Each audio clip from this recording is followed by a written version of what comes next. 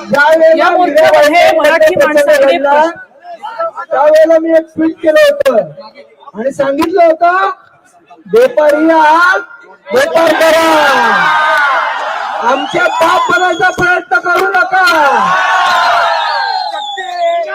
महाराष्ट्रामध्ये मराठीचा अपमान करण्याचा प्रयत्न केला तर कानाखालीच बसेल. मला असं वाटतं जो संदेश आपल्याला द्यायचा होता, इथे येऊन दादागिरी नाही करायची 2000 महिल्यावर येऊन. हा महाराष्ट्र आहे, इथे काय होणार आणि काय नाही होणार हे आम्ही ठरवणार, आमचा मराठी माणूस ठरवणार. इथे वेळ धंदा करायला आलाय ना, गपचूप धंदा करा. इथल्या राजकारणात ठेव करू नका. नरेश